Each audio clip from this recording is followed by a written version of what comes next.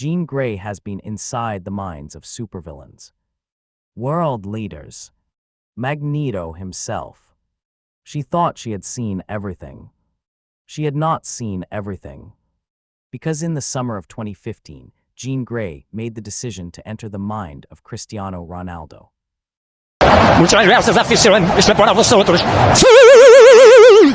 A man who had just scored 61 goals in a single season.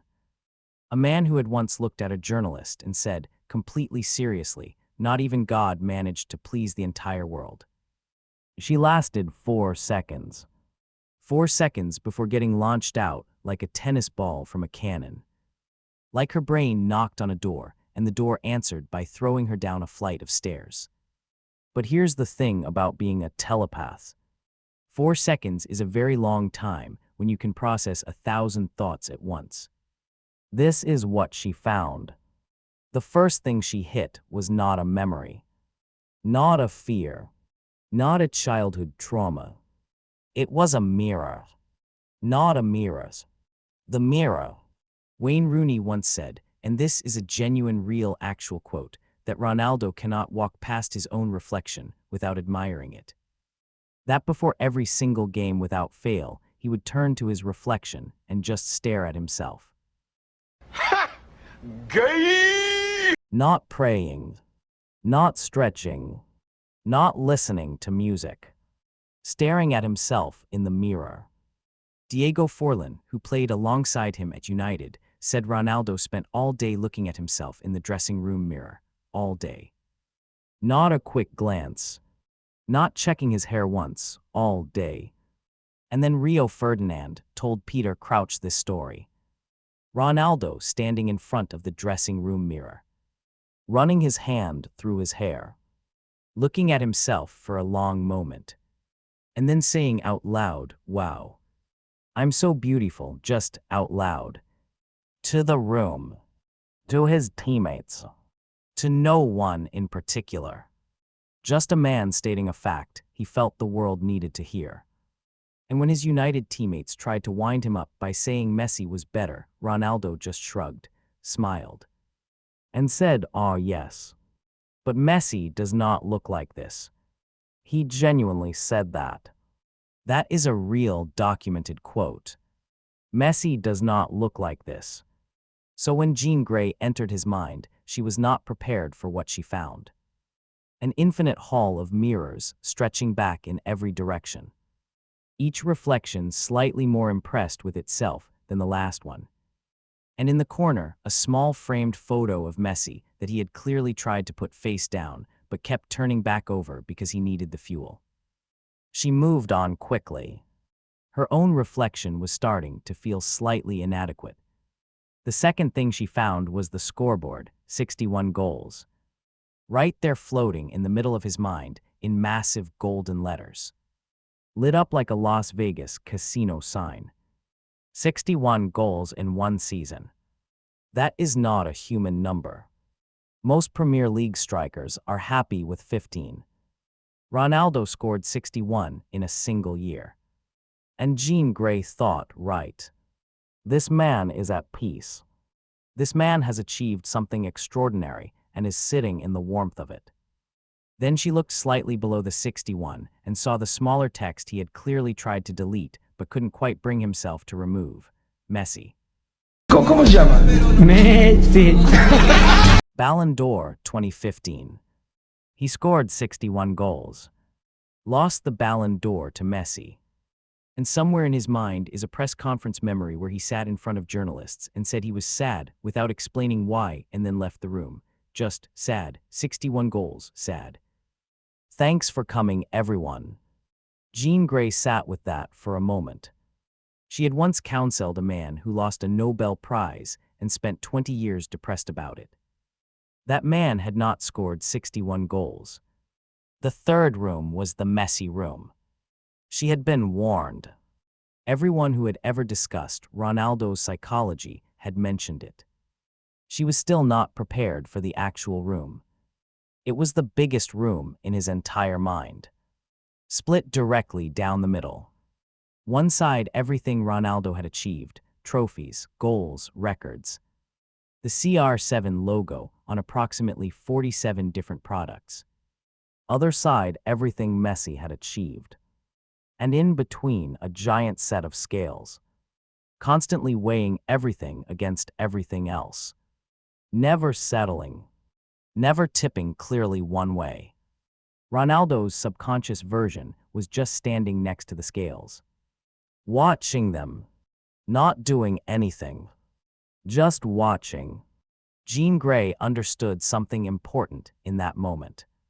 The Messi comparison was not something that hurt Ronaldo. It was something that powered him. Without those scales, without that constant comparison, the 61 goals don't exist. The obsessive training doesn't happen. The mirrors don't happen. Messi wasn't Ronaldo's enemy in his own head. Messi was his engine. She found that almost touching. Then she noticed a small room off to the side, labeled free kicks, and opened the door. It was just walls. Room full of walls. Free kicks hitting walls. On a loop. She closed the door immediately and kept moving. The fourth room was the statue room. Now this one she was not expecting. If you don't know the statue story, you are missing one of the greatest moments in football history. Ronaldo had a statue unveiled at the Madeira airport, an airport that was being renamed after him, by the way, because why not? And a sculptor named Emmanuel Santos created a bust of Ronaldo for the occasion. The bust looked absolutely nothing like him. It looked like someone had described Ronaldo to a person who had never seen a human face, and that person sculpted something purely based on vibes. The smile was enormous. The eyes were absolutely wild. It looked like Ronaldo, if Ronaldo had been drawn by someone doing it from memory while simultaneously driving a car. Twitter lost its mind within 45 minutes. The statue got memed onto the Mona Lisa, movie posters, famous paintings throughout history.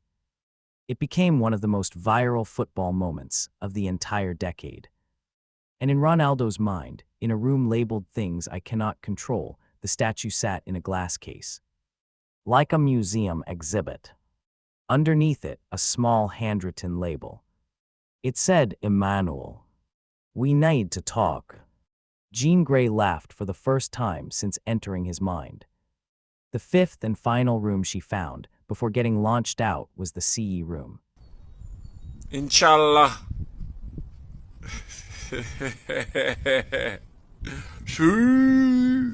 She almost didn't go in. But she had to know. It was exactly what you'd expect. The word CE written on every surface in every font in every size, walls, ceiling, floor. Echoing slightly. Just CE everywhere. And in the center, the memory of the first time he did the celebration, the jump. The arms out wide, the spin. The landing. The scream. And here is what Jean Grey realized standing in that room. He practiced it. The C celebration did not just happen organically in the heat of a moment. It was designed, rehearsed, refined over time until it was exactly right. Of course it was. This was Cristiano Ronaldo. Nothing was accidental. Everything was intentional. Everything was thought through. Even the celebration after scoring was optimized. Jean Grey stood in the room for about 20 seconds. Then the door opened and threw her out. Boom. 4 seconds of real time. Thousands of thoughts processed. An entire psychology understood in less time than it takes to microwave a cup of tea. Jean Grey sat on a bench and thought about what she had just experienced. A man who compared himself to God. Who couldn't walk past a mirror without admiring it.